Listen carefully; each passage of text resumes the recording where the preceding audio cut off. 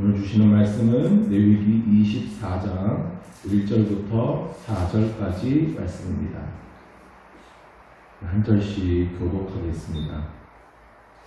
여호와께서 모세에게 말씀하여 이르시되 이스라엘 자손을 명하여 불을 펴기하여 강나무 빚는 충실한 일을 내게로 오게 하여 계속해서 등잔불을 펴줄지며 아론은 회막안 진덕의 휘장 밖에서 저녁부터 아침까지 여호와 앞에 항상 등잔불을 정리할지니 이는 너희 대대로 지킬 영원한 규례라. 여호와 앞에서 충실한 등잔대 위에 항상 정리할지니라. 아멘. 우리가 오늘 본문을 4절까지만 읽었지만 오늘은 레위기 24장 전체를 좀 살펴보겠습니다. 레위기 24장은 흐름상 조금 이상합니다. 지금 23장에서 절기들에 대해서 우리가 쭉 살펴봤습니다. 이스라엘 백성들이 거룩하게 구별해야 할 시간에 대한 내용이었어요. 그 중심에는 안식일이 있었습니다. 23장에서 그러한 절기들 7가지 절기가 나오고, 그리고 25장으로 가면 안식년이 나오고 희년이 나옵니다.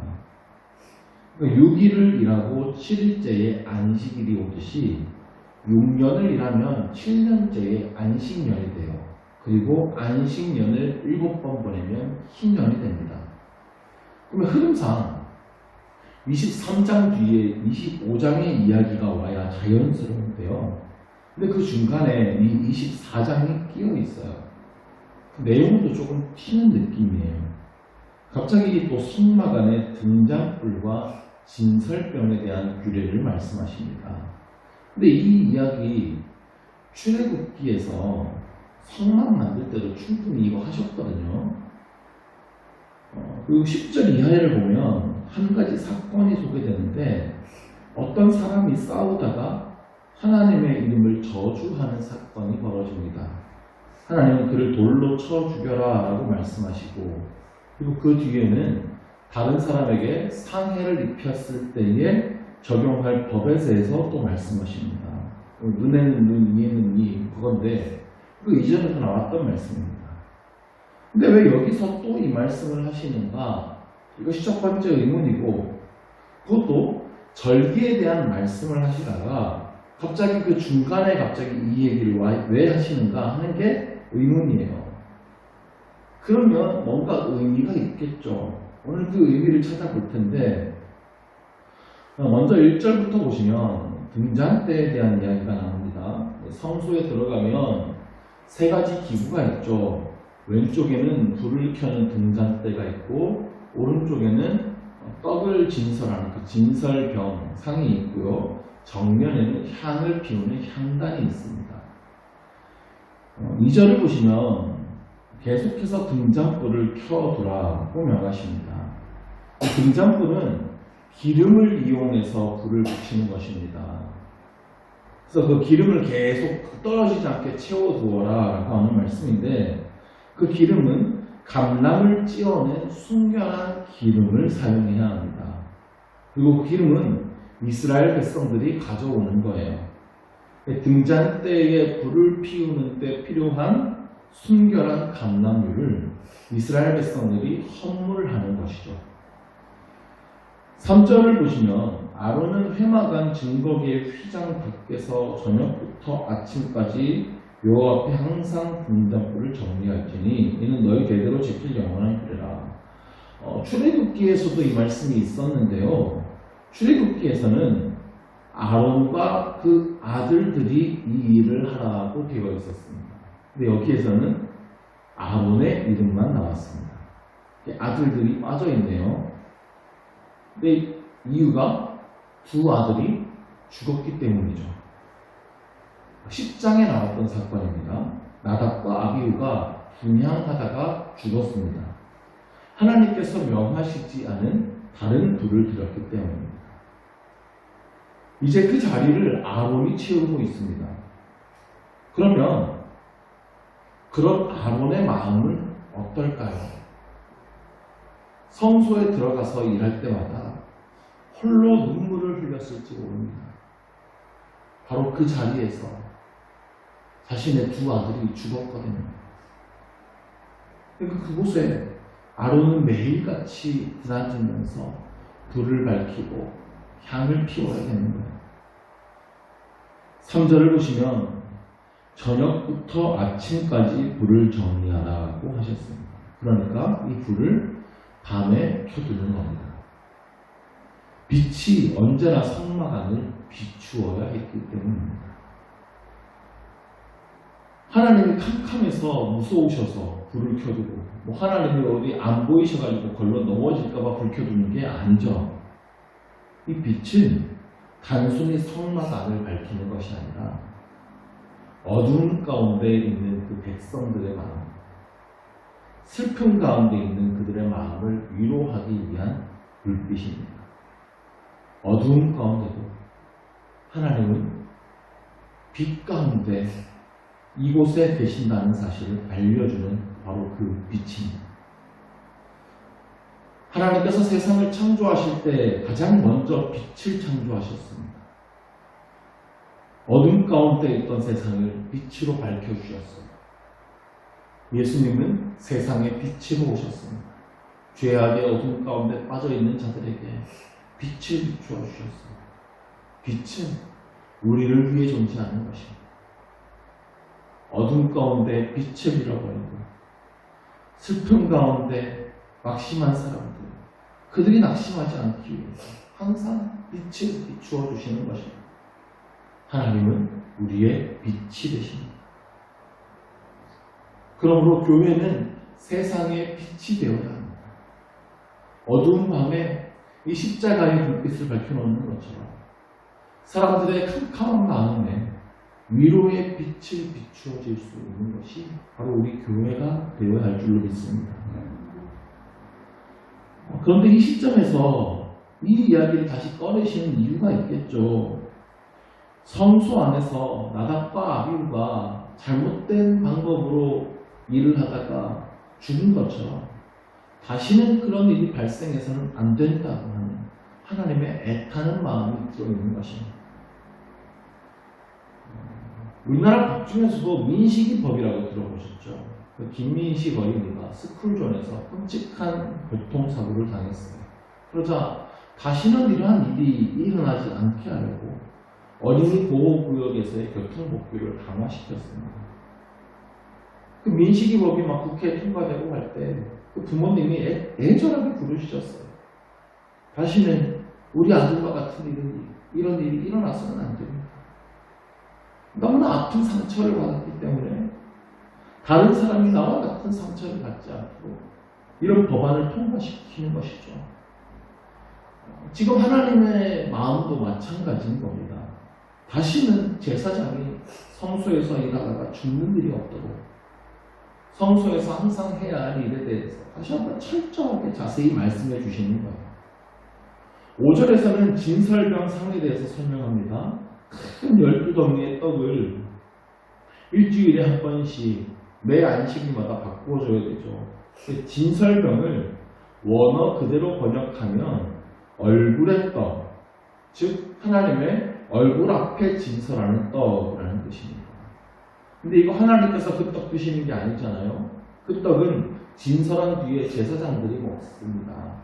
그러니까 그들이 하나님 앞에 서서 그렇게 양식을 먹어야 한다라고 하는 것을 의미하는 것이죠. 12덩이의 떡을 올려주는데 그 떡은 이스라엘 백성들을 상징하고 또한 이스라엘 백성들이 풍족하게 먹을 하나님의 말씀을 상징합니다. 이스라엘 백성들이 늘 하나님의 앞에 있으면서 하나님께서 주시는 말씀을 먹어야 한다는 걸 뜻하는 것이죠. 8절을 보시면 안식일마다 이 떡을 여호와 앞에 항상 진설할지니 이는 이스라엘 자손을 위한 것이요 영원한 언약이니라. 이 떡은 이스라엘 자손을 위한 것이라고 말씀합니다. 하나님의 영원한 언약이에요. 언약이란 하나님의 약속하신 말씀이죠. 그 말씀을 잊지 말라는 겁니다. 이스라엘 백성들은 영원토록 그 말씀 안에서 살아가야 한다는 것입니다. 자, 지금 자식을 잃은 아버지의 아픔을 배경으로 해서 이런 교회가 주어지고 있다고 했습니다. 그리고 이 단락 속에 유난히 많이 등장하는 표현이 계속해서 너희 대대로 영원한 같은 단어예요. 다시는 그런 슬픔을 겪지 않도록 영원토록 이 일을 철저하게 대대로 지켜나가는 겁니다. 아론의 자손들이 그리고 이스라엘 자손들이 영원토록 하나님 앞에서 하나님의 말씀을 들으며 거룩하게 살아가고 하나님의 빛 가운데 살아가고 다시는 끔찍한 재앙을 당하지 않도록 신신당부하는 말씀이에요. 그런 배경에서 10절 이하의 사건이 벌어지는 것인데요. 간단히 살펴보자면 어머니가 이스라엘 사람이고 아버지가 애굽 사람인 한 사람이 있어요. 자녀죠. 그가 어떤 이스라엘 사람하고 시비가 붙었어요. 싸움이 났는데 그 사람이 여호와의 이름을 모독하고 저주합니다. 11절에서 모독했다라고 하는 말은 저주했다, 말로 저주했다는 뜻이고요. 저주했다라고 하는 말은 더 강한 의미를 지니는데 이 저주했다라는 말이 사람에게 사용되면 뚫는다, 관통한다, 즉 날카로운 것으로 찌르는 행위를 뜻합니다. 폭력적인 말과 행동이죠. 자, 이 사람이 누군지 이름이 등장하지 않는데요. 아버지가 애굽 사람이라고만 나오는데 어머니는 이름이 등장해요. 11절 후반부에 보면 슬로미입니다. 이게 어머니 이름이에요. 단지파 디브리의 딸이라고 아주 자세하게 소개됩니다. 자, 그러면 여기서 강조되는 것은 어머니의 책임이에요. 어머니의 이름만 나왔어요. 당시 사회에서 아이의 신앙교육은 어머니의 담당이었습니다. 아이들이 주로 어릴 때 가정에서 어머니를 통해 말씀도 배우고 신앙의 행동들을 교육받았어요. 그래서 유대인들은 어머니가 유대인이면 유대인으로 인정을 해줍니다. 자, 근데 이 아이가 하나님을 모독하고 저주했다면 그건 이 아이를 바르게 가르치지 못한 어머니에게 우선적인 책임이 있다는 것이죠. 그렇다 하더라도 어쨌든 죄를 지은 것은 당사자예요. 그리고 하나님의 이름을 모독한다는 것은 굉장히 큰 범죄입니다. 십계명에서도 이거 금하고 있고요. 반드시 죽여야 되는 법에 해당해요. 그래서 이 사람을 가두고 하나님의 명령을 기다립니다. 14절에 보시면 하나님의 명령이 내려지는데 그 저주한 사람을 진영 밖으로 끌어내어 그것을 들은 모든 사람이 그들의 손을 그의 머리에 얹게 하고 온 회중이 돌로 그를 칠지니라.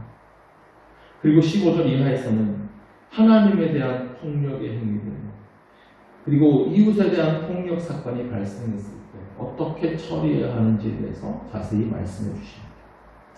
이미 출애굽기에서 나왔던 말씀이지만 또 한 명의 자녀를 잃게 되는 이 슬픈 사건 앞에 하나님께서 다시 한번 강조하십니다.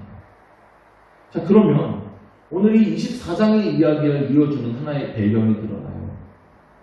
하나님의 말씀을 바르게 지키지 못해서, 다른 말로 신앙교육이 철저히 되지 않아서 자녀가 절대로 짓지 말아야 할 죄를 짓고 하나님의 심판을 받게 되는 그 슬픈 사건을 배경으로 하고 있는 거예요.